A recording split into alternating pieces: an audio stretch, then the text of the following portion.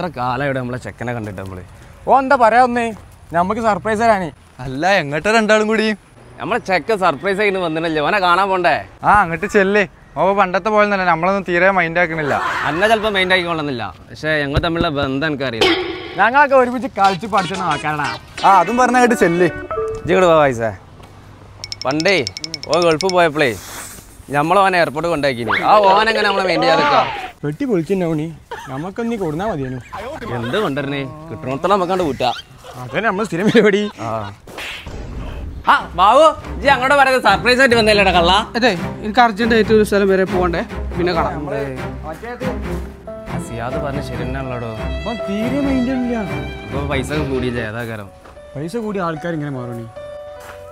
എന്താ പറഞ്ഞ് പൈസ കൂടിയിട്ട് എനിക്ക് അല്ലേ? എടാ, ഞാൻ ഗൾഫ് പോകാൻ തുടങ്ങിയിട്ട് 10-12 കൊല്ലമായി. ഈ 12 കൊല്ലം കൊണ്ട് ജീവിതം പഠിപ്പിച്ച കുറേ അനുഭവ പാഠങ്ങളുണ്ട് എൻ്റെ അടുത്ത്.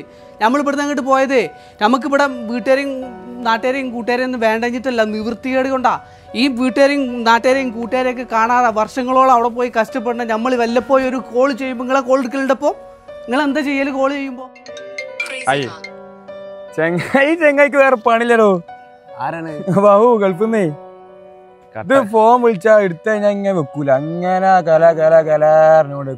ഞാൻ സ്വിച്ച് ഓഫ് ആക്കട്ടെ. ഇപ്പൊ വിളിച്ചിരിക്ക് ഓപ്പൊക്കെ വിളിച്ചാ പിന്നെ വെക്കൂല. കട്ടക്കാലം തൊയ്ര്യം കിടക്കാനായിട്ട് ഉള്ള സമയം പോക്കാനായിട്ട് അപ്പൊ അങ്ങനെ വിളിച്ചിട്ട് നമ്മളിങ്ങനെ ഗുണഗുണമായിട്ട് പറഞ്ഞിരിക്കാൻ നമുക്കത്തെ വേറെ പണി, ഫോൻക്കത്തെ പണി ചോദിച്ചിട്ട് നമ്മള് ജോലി കഴിഞ്ഞ് റൂമിലെത്തുമ്പോൾ നാട്ടിലെ വിവരങ്ങൾ അറിയാനും ഒറ്റപ്പെടലിൽ നിന്ന് ഒരു ആശ്വാസം കിട്ടാനൊക്കെ വേണ്ടിയിട്ടാണ് നിങ്ങളൊക്കെ വിളിക്കുക. അപ്പൊ നിങ്ങൾക്ക് സമയമില്ല നമ്മളെ പായരം കേൾക്കാനേ. അപ്പൊ നാട്ടിൽ വരുമ്പോൾ ഞങ്ങൾക്കും സമയമില്ല നിങ്ങളെ കൂടെ നടക്കാനേ. ആ ഒഴിവാക്കലിന്റെ ആ വേദന ഉണ്ടല്ലോ, ബുദ്ധിമുട്ടേ, അതൊക്കെ നിങ്ങളും കുറച്ചൊക്കെ അറിയണം. ഒരു 5-8 വർഷം മുമ്പൊക്കെ നമ്മളായിരുന്നു ഗൾഫിൽ നിന്ന് ഇങ്ങോട്ട് വിളിച്ചിരുന്നത്. കാരണം എന്താ, നിങ്ങളെ പൈസ ചിലവാക്കിക്കണ്ടല്ലോ എന്ന് വിചാരിച്ചിട്ട്. അന്നും ഇവിടുന്ന് ഗൾഫിക്ക് വിളിക്കാൻ പൈസ കുറവായിരുന്നു, ഗൾഫിൽ നിന്ന് ഇങ്ങോട്ട് വിളിക്കാനാണ് പൈസ കൂടുതൽ. എന്നിട്ട് നിങ്ങൾ ആരെയും വിളിച്ചു നമ്മളാ? എന്നിട്ടും നമ്മൾ എന്ത് ചെയ്യും, ഇല്ലാത്ത പൈസ ഉണ്ടാക്കിയിട്ട് ആഴ്ചയിൽ 2-3 പ്രാവശ്യങ്ങൾ വിളിച്ചിട്ടുണ്ട്, സംസാരിക്കലുണ്ട്. നിങ്ങളെന്നല്ല, കുടുംബക്കാരെയും ചെങ്ങന്മാരെയും എല്ലാവരും വിളിക്കലുണ്ട്. അതിനുശേഷം ഇന്ന് ഈ നാൾ വരെ എത്ര ആപ്പുകൾ വന്ന് ഫ്രീ കോളുകൾ ചെയ്യാനുള്ള എന്തൊക്കെ ഓപ്ഷൻ ഉണ്ട്. നിങ്ങൾ ഇന്നേ വരെ ഒരു കോൾ ഇവിടുന്ന് അങ്ങോട്ട് ചെയ്തിട്ടുണ്ടോ? നമ്മളെ സുഖവിവരങ്ങൾ അന്വേഷിച്ച് ചെയ്തിട്ടുണ്ടോ? നിങ്ങൾ അന്നും വിളിക്കലില്ല, ഇന്നും വിളിക്കലില്ല. ഇന്ന് ഇത്രയും ഓപ്ഷൻസ് നിങ്ങൾക്ക് ഉണ്ട് ഫോൺ ചെയ്യാൻ വേണ്ടിയിട്ട്. പക്ഷെ എന്നാലും പ്രവാസികൾ ഇങ്ങോട്ട് വിളിക്കണം, നിങ്ങളോട് സംസാരിക്കണം എന്നുള്ള ഭാഷയാണ് നിങ്ങൾക്ക്. ഞങ്ങൾ അവിടുന്ന് ഈ ഇല്ലാത്ത സമയം ഉണ്ടാക്കി വിളിക്കുമ്പോൾ നിങ്ങൾക്ക് ഫോൺ എടുക്കാൻ നേരമില്ല, നിങ്ങൾക്ക് സംസാരിക്കാൻ നേരമില്ല, നമ്മളോട് പുച്ഛം. എന്നാൽ നമ്മളെടുത്തുള്ള മുഴുവൻ നിങ്ങൾക്ക് വേണേനും അല്ലേ? എന്നിട്ടിപ്പോൾ എന്താ നിങ്ങൾ പറയുന്നത്, നമുക്ക് പൈസൻ്റെ മുഖമുണ്ട്. ഞാനിതൊന്ന് പരീക്ഷിച്ച് നോക്കി തന്നെയാണ് നിങ്ങളൊക്കെ എങ്ങനെയാണെന്ന് അറിയാൻ വേണ്ടിയിട്ട്.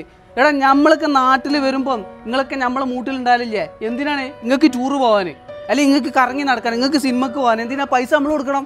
എടാ, ഞങ്ങളെയും കാട്ടി കൂടുതൽ പൈസ നിങ്ങൾ ഇവിടെ നാട്ടിലുണ്ടാക്കണില്ലേ? എന്നിട്ട് ജസ്റ്റ് ഒരു കോൾ ചെയ്യാൻ പോലും നിങ്ങൾ അതിനൊരു അംശം ചിലവാക്കണില്ലല്ലോ.